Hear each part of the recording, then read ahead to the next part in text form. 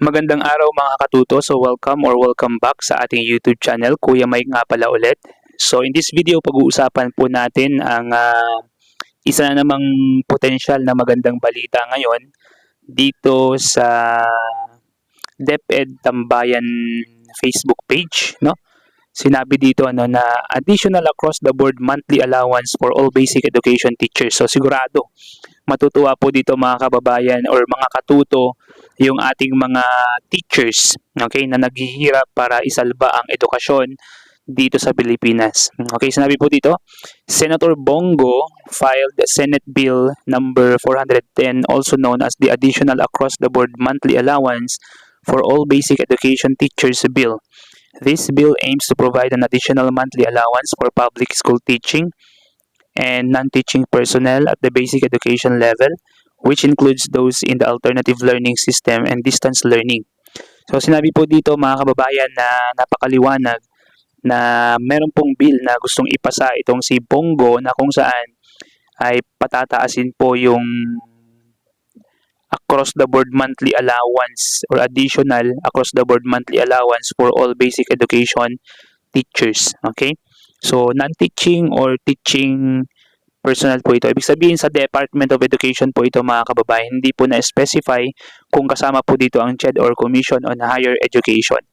Sabi po dito, napakahalaga ng papel ng mga guro sa paghubog sa susunod na henerasyon. Hindi po madali ang trabaho ng isang guro. Ayon po kay Bongo ito mga katuto.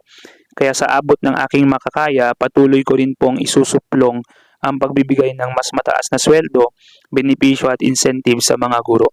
So kung maalala po ninyo mga katuto ay naitaas po yung sweldo nating mga guro nitong nakaraang taon at susunod na taon hanggang sa ma-meet po yung kulang-kulang 10,000 ang itinaas ng sahod ng mga guro nitong nakaraang taon hanggang sa mga susunod pa. So pagkatapos yung mga tranches na yon, mga katuto, ay may susunod pa pong allowance na isinusulong po ni Bongo. So of course, sa tingin ko, no, madali lang po itong maisulong na bill dahil nga po sa marami din pong mga senators, marami din po yung mga gusto din na bigyan ng gaan ang pamumuhay ng mga guro po natin. So according nga po sa mga ilang article and references na nabasa po ng inyong lingkod, mga katuto, ay ang pinakang mabagal ang pagtaas ng sahod ay ang mga teachers or mabagal na pagtaas ng mga incentives ay mga teachers. Samantalang yung mga kapulisan sa panahon ni Rodrigo Roa Duterte ay dumoble yung sahod nila. Okay, samantalang yung mga guro, sila ay tumaas din kaya lang may iwan po sila sa mga salary or sa pagtaas ng kanilang mga incentives and salary tuwing buwan or sahod po nila tuwing buwan. So abangan po natin mga kababayan kung anong magagawa po ng ating senator na si Bongo na kung maisulong ba niya yung bill na ito para sa mga teachers and hopefully mag-materialize po ito and magamit po natin ito ng maayos or maibigay po talaga yung para sa mga teachers na nanggagaling po sa gobyerno.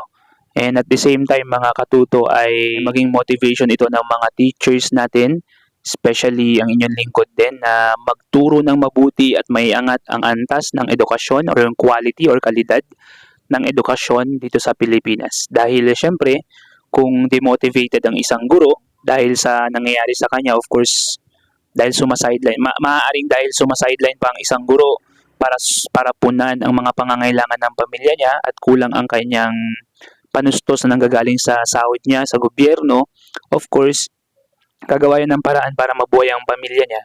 At pag ginagawa niya yung paraan para mabuhay ang pamilya niya, ibig sabihin nun, nagkakaroon ng discrepancy sa time na ginagamit niya para sa edukasyon. Kung nakapokus lang sana yung mga teacher sa pagtuturo, nakapokus lang sa trabaho, hindi magiging mahirap na iangat ang kalidad at quality ng edukasyon sa Pilipinas.